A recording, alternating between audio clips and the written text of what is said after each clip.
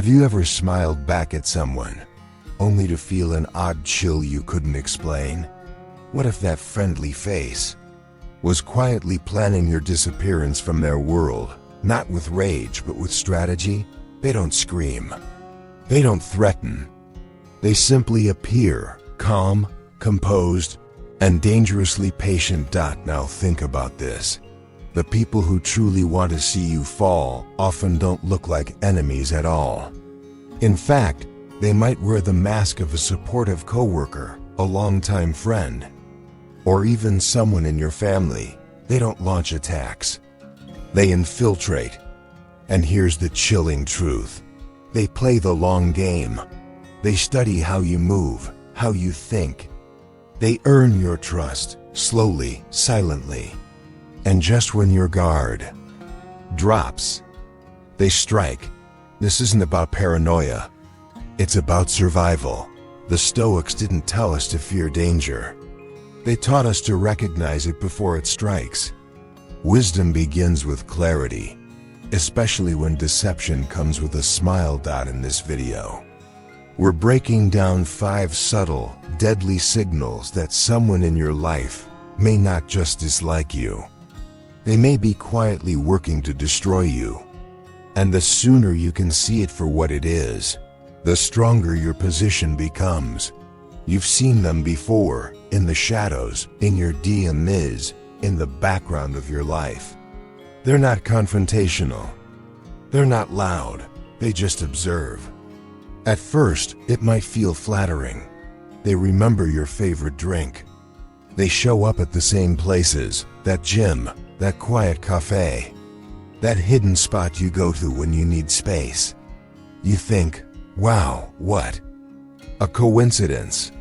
But it's not the world that's small. It's the pattern that's tight. These people aren't curious, they're calculating. And their silence? That's the weapon. They don't reach out to connect, they appear to control. It doesn't feel like an attack. Until one day, it absolutely does. We're conditioned to dismiss those gut feelings, to say, I'm probably overthinking. But the ones who mean harm, they count on that hesitation. They need your self-doubt. The Stoics never believed in superstition, but they absolutely believed in signs. A wise person pays close attention, not just to the world, but to their own inner warning system. So when something feels off, don't explain it away. Examine it, because there's a massive difference between someone who's curious about you and someone who's studying you like a manual. Let's make one thing clear. This isn't obsession. This is calculation. And when someone keeps showing up in your life, again and again, with unnatural precision, when they mirror your steps like a shadow you never invited, you're not experiencing coincidence anymore. You're standing in the path of something much darker. They don't need to touch you to cause harm. Sometimes they just rehearse, silently, repeatedly, planning their next move. But what exactly are they rehearsing? Maybe it's just about maintaining control. Maybe it's something more unsettling. In today's hyper-connected world, stalking doesn't require dark alleys or binoculars. It only takes mutual friends, tagged locations, or a public story viewed at just the right time. They don't need to break in through your door. They've already entered, through your digital footprint. If the Stoics were here, they'd remind us, your peace is sacred. You don't owe discomfort the benefit of the doubt. You owe yourself clarity. So take a moment. Zoom out and start asking yourself, who keeps showing up where they don't belong? Who seems to know things you never shared? Who lurks just close enough to be noticed, but never close enough to confront? That's not serendipity. That's not someone caring too much. That's a red flag, slow, silent, waving in the corner of your awareness. And when your instincts start whispering, listen, not with fear, but with focus. Because what starts as quiet observation often leads to quiet devastation. And by the time you see it clearly, the damage might already be spreading. But the observer? They're not always the biggest threat. Sometimes the person you really need to watch is the one who speaks after you leave the room. Unlike the watcher who studies you, the true saboteur studies everyone around you. They don't need to attack you directly. They manipulate perception, shifting how others see you without you even realizing it. And here's what makes it so dangerous. They don't scream. They don't accuse. They raise an eyebrow. They pause at just the right moment. They drop a carefully placed, "I'm just concerned" into a conversation and walk away, leaving a trail of doubt behind. They're not gossiping for entertainment. They're orchestrating outcomes. They might say to your boss, "Hey, I'm a little worried about them. Lately something's been off." They'll confide in your friends, "I probably shouldn't say this, but I just feel like something's wrong." And they'll say it with just the right balance of sincerity and subtlety, enough to trigger concern, but not enough to be challenged. Because doubt is contagious. And social psychology backs this up. Even false suggestions, if delivered in the right tone and context, can permanently alter someone's reputation, even if the truth comes out later. That's the terrifying power of perception. And the saboteur? They understand that game intimately. Before you know it, you feel it in the air. People act colder. Invitations stop coming. Doors quietly shut without explanation. There's no big argument, no dramatic exit. Just disconnection. And that's exactly the brilliance of their method. No evidence, no confrontation, just slow erosion. In the last part, we expose the quiet cruelty of the saboteur, not through direct attacks, but through erosion. Now let's take a closer look at why this slow unraveling is so dangerous, and how the Stoics warned us about it. This kind of betrayal rarely comes as an explosion. It's erosion, slow, quiet, and devastating. And from a Stoic perspective, it may be one of the most dangerous traps of all. Why? Because it tricks you into fighting shadows. You start explaining yourself, trying to clear your name, defending your intentions to people who've already made up their minds. But the more you speak, the more suspicious you seem. Marcus Aurelius once said, "What stands in the way becomes the way." But what happens when the obstacle isn't something you can face head-on, but a fog, carefully designed to confuse, mislead, and isolate? In those moments, clarity becomes your greatest weapon. And that clarity begins with awareness and preparation. Document everything. Save the messages. Watch the patterns, not just the words. Don't waste energy chasing every rumor. But don't ignore what repeats. And above all, examine your circle. Not everyone who smiles at you is on your side. Not everyone who says, "I'm worried about you," is genuinely concerned. Some people hide their motives behind politeness. Others disguise control as care. The Stoics urged us to anchor ourselves in reality. So don't run after whispers. Track the truth. Let go of the need to defend yourself to people who've already chosen not to believe you. Your peace is not up for debate. Stand firm. Protect your reputation with quiet strength. Because the saboteur's ultimate goal isn't just to challenge you, it's to isolate you. They want you to feel unsupported, unheard, and alone when the real blow comes. But not all threats come cloaked in silence. Some walk right through your front door, smiling, kind, and full of questions. Let's talk about that next. These people don't talk behind your back. They sit beside you. They check in when others don't. They offer to listen, to help, to care. And because they're warm, available, and generous with their attention, you let your guard down, and why wouldn't you? They say the right things. They remember the little details. They show up when you're low. They make you feel truly seen. But still, something inside you whispers that something's not quite right. That's the hallmark of a false friend. They don't break down your defenses. They ask for a key. They don't demand access. They wait for you to hand it over. Willingly, they're not chasing connection. They're gathering intel. They want access to your schedule, your fears, your family, your routines. They recall things you barely remember telling them.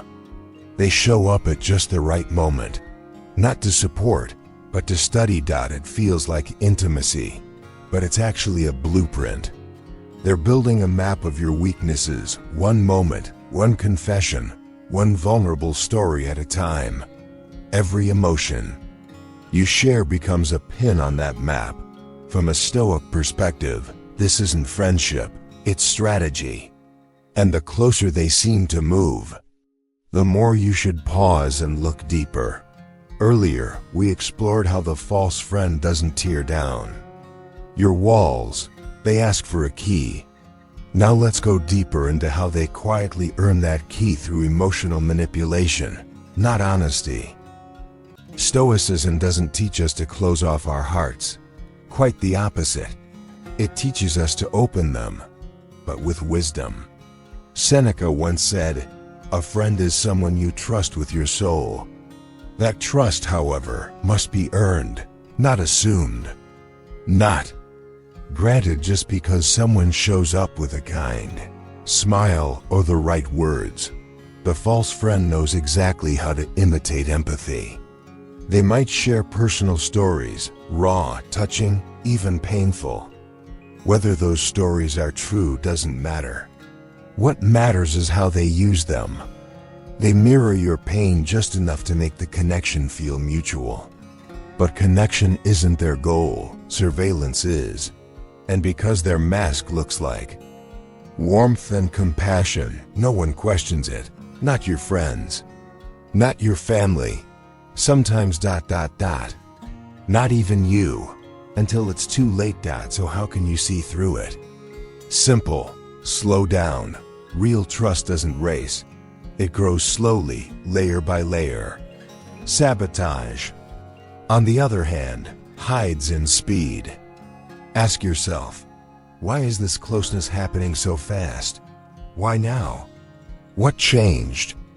Genuine friends don't demand access to every corner of your life. They respect your boundaries. They earn your trust by giving space, not invading it. They offer support, not pressured up. But the false friend, they want your secrets, your insecurities, your pain. Because the more they know, the more power they gain. So yes, be kind, be open, but also be discerning. Because when someone leans in too soon, asks too much, or moves too fast, you're not being embraced. You're being profiled. And if their support only shows up when you're at your weakest, it's not support at all. It's leverage. The Stoics never told us to be cold. They told us to be cautious. You don't need to shut your heart. Just install a better filter, because the friend who accelerates intimacy might not be a friend at all. And once they've collected what they came for, the shift begins. It starts subtly, almost invisibly. A joke that hits just a little too hard. A comment that doesn't sit right. A touch that lingers longer than it should. When you flinch or look surprised, they smile and wave it off. You're too sensitive. Relax. I was just kidding. But it's not a joke. It's a test, a boundary check. They're measuring how far they can push, how much you'll tolerate. The transition from charm to threat isn't explosive. It's quiet, calculated, controlled. They don't want to scare you away, not yet. They want to train you to ignore your discomfort. The Stoics taught that wisdom isn't about being numb to danger.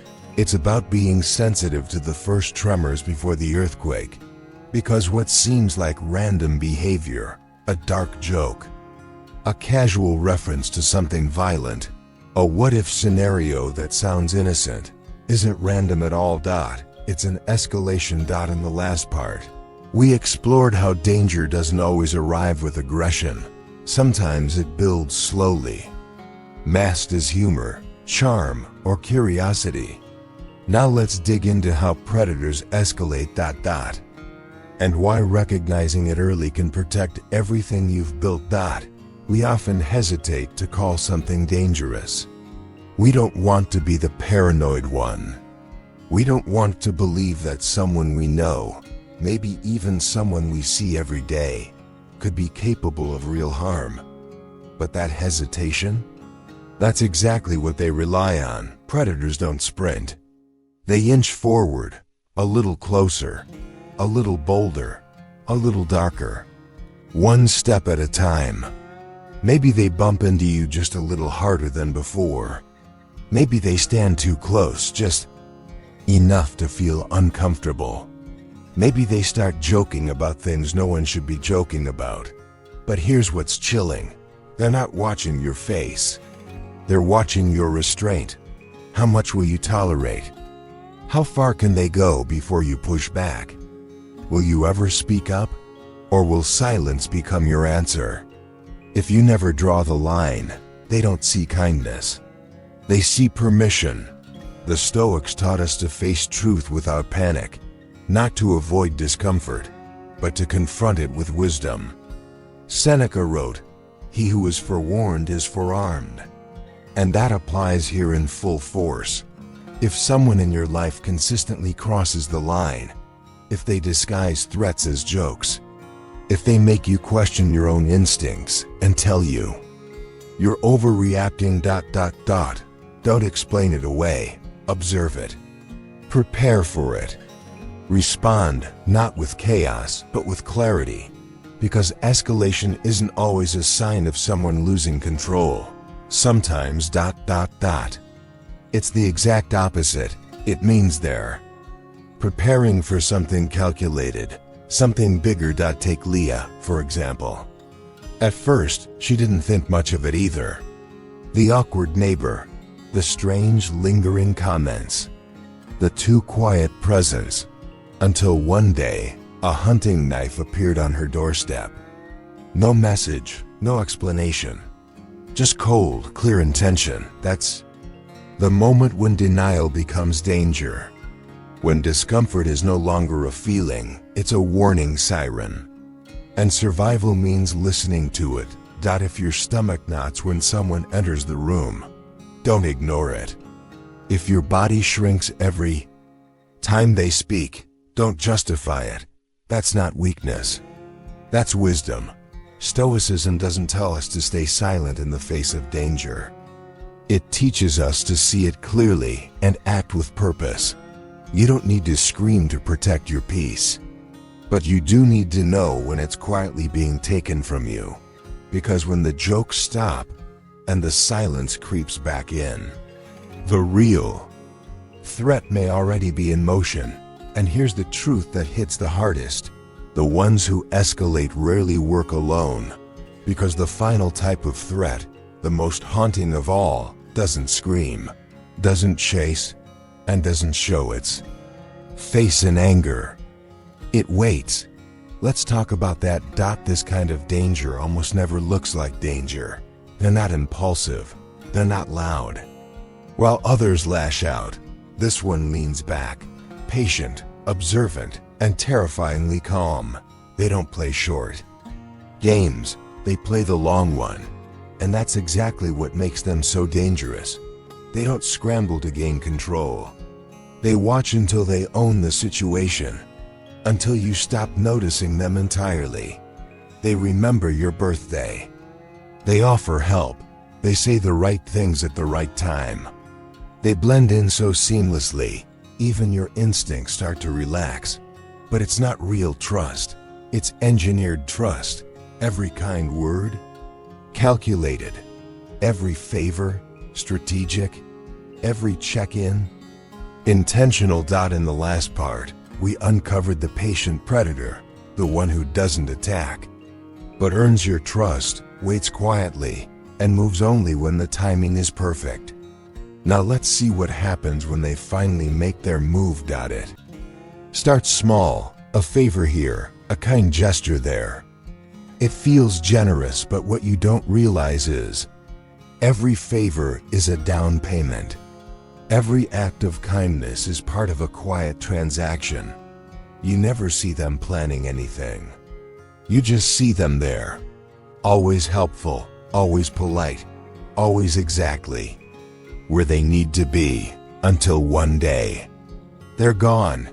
And when they vanish, they don't just leave a gap. They take something with them. A secret, a piece of your trust, a connection you didn't even realize they had access to. And by the time you notice, it's too late. The Stoics warned us, the greatest threats rarely appear as threats. Epictetus once said, what you overlook often owns you. And that's the lesson here. The enemy who flattens you with force is easier to identify than the one who smiles while studying your every move. The patient manipulator doesn't break in. They wait for you to open the door. And because they never seem in a hurry, you never feel alarmed. They don't rely on chaos. They rely on routine. They wait for your patterns to settle. They wait for your attention to drift. They wait for your guard to soften. And while you're comfortable, they're calculating. They're perfectly fine staying in the background. That's where they gather their strength. That's where they blend in. That's where they become invisible and most dangerous. And when they finally act, it doesn't feel like an explosion. It feels clean, precise, almost silent. People around you will say, but they were always so kind. They never raised their voice. They were there when no one else was. Exactly. That was the performance, their kindness, camouflage, their consistency, a strategy, their presence, a perfectly executed disguise. From the Stoic lens, this is when we must rise, not with fear, but with vigilance. Don't mistake repetition for character. Don't confuse helpfulness with harmlessness. Ask yourself the deeper questions. Why are they really here? What do they gain from being close to me? And most importantly, why does my soul feel unsettled when I think of them? Because that quiet discomfort in your chest, that's not paranoia. That's wisdom whispering that you don't need to confront. You don't need to accuse. But you do need to observe, because this kind of threat doesn't break in through the window. It walks through the front door, carrying a gift, smiling. While memorizing your every move, the Stoic does not panic. The Stoic prepares. And when awareness meets preparation, danger has nowhere left to hide. So now you've seen the signs. You've heard the patterns. And maybe, just maybe, someone came to mind. Let's talk about that. Because if you've made it this far, it likely means part of you already knew that not every smile is safe, that not every silence is peace, that sometimes the real threat wears the mask of ordinary. Maybe as you listened, a name surfaced, a face, a presence in your life that's too involved, too curious, too conveniently supportive. We ended the last part with a hard truth. If someone came to mind during this video, it likely wasn't by accident. That quiet feeling in your gut, the discomfort, the doubt, it's not something to ignore. It's something to acknowledge. This isn't about fear. This is about clarity. It's about finally seeing what you weren't quite ready to name before. Stoicism doesn't ask us to live in paranoia. It asks us to live awake. To stop pretending that discomfort is just overthinking. To stop pushing away what our intuition is trying to tell us. Your peace, it matters. Your time, your energy, your emotional world, they are sacred. And the truth is, no one else will guard those things for you. That responsibility is yours. The world will encourage you to brush it off, to be nice, to give people the benefit of the doubt again, and again, and again. But the Stoic knows, not everyone deserves access to you. Not everyone earns an explanation. Not everyone belongs in your inner circle. You don't need hard evidence to protect your boundaries. You only need wisdom. So let today be the day you stop apologizing for your discomfort. The day you stop silencing the quiet whisper inside that keeps saying, something's not right. Because presence, real presence, isn't paranoia. It's power.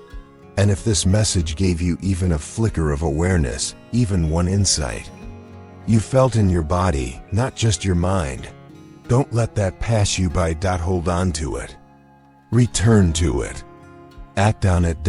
And if someone you care about, a friend, a sibling, a partner, is moving through life blind to a danger they can't yet name, share this message with them, because knowledge protects, but shared knowledge, that saves. So stay awake, stay steady, stay stoic. And above all, trust wisely. We'll see you next time.